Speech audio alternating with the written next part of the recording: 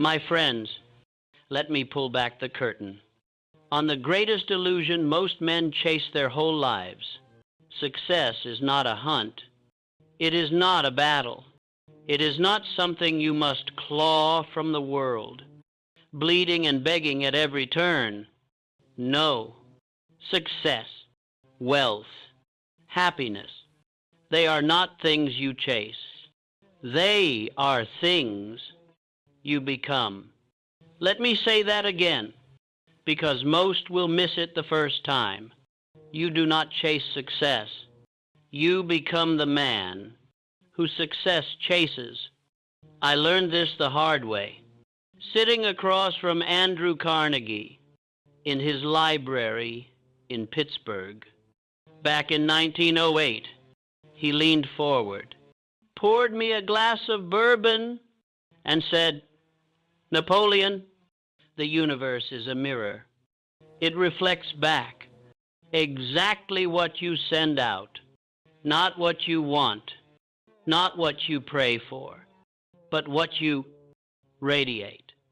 Think of it like this: your thoughts, your words, your daily moods, they are signals, broadcasts, electromagnetic waves sent from your mind into the infinite, whether you know it or not. Dwell on lack, on struggle, on why does this always happen to me? And the universe, kind as it is, will send you more of the same. But dwell on abundance, on certainty, on this is already mine, and watch how the world conspires to make it so. I saw it in a young woman in New York. The depression had her on the ropes. No job, no prospects. She came to me in tears, saying, "Mr. Hill, I pray for work, but nothing comes." I told her, "Stop praying for work. Start becoming the woman who already has it." Every morning, she stood before her mirror and spoke as if it were true. "I am capable. I am worthy. Opportunities find me because I radiate excellence." Not once, not twice, but every day, with fire in her voice. 3 weeks later, a letter arrived, an interview, a job, not just any job, but one that led to her own business. 10 years later, she became the woman whose success chased. Now, let me give you the method, the exact 5 steps to become that person. Step 1, master your moods. Your emotional state is the frequency you broadcast on. Anger, fear, envy, those are static, jamming the signal. Gratitude, certainty, joy, those are clear channels.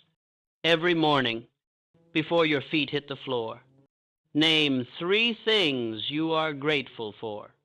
Not, "I wish I had," but "I am thankful for."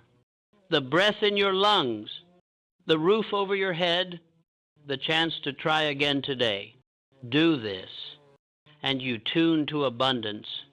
Step 2, rewrite your inner script.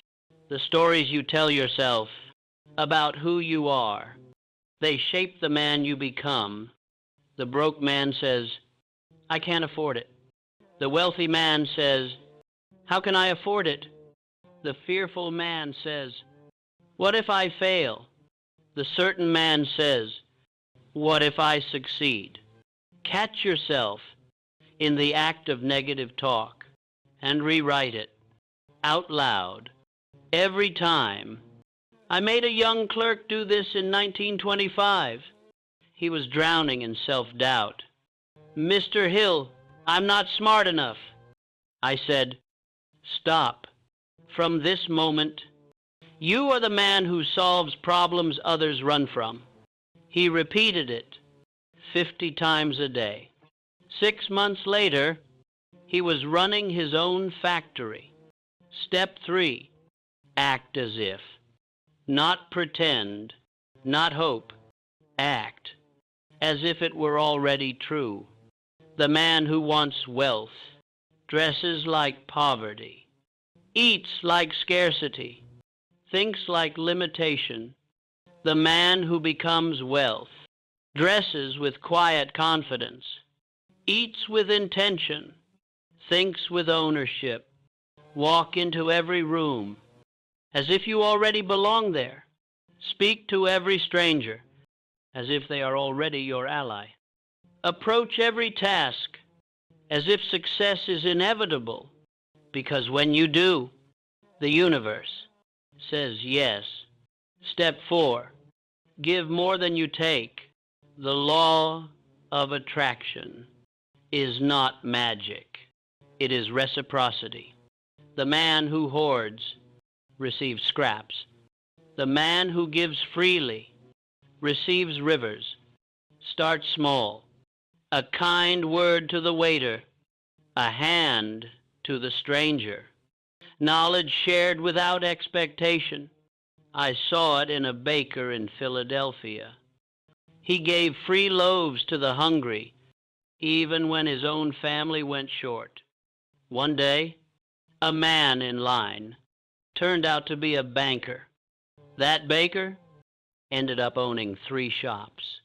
By 1940, give and watch what returns. Step 5, persist without attachment. Here is the hardest part. Act with faith, but release the outcome. The universe knows the timing. Your job is the effort, not the control. When doubt creeps in, when delay frustrates, when it feels like nothing's happening, return to step 1, gratitude, certainty. Act as if, because the seed you plant today may take seasons to sprout, but it will sprout now. Let me leave you with this. In our time, there is one invention that embodies this law perfectly. 21 million units, having like the seasons, a system where persistence pays. Not in promises, but in proof. That's why we stack sats. This is Napoleon Hill signing off. Become, and it will chase you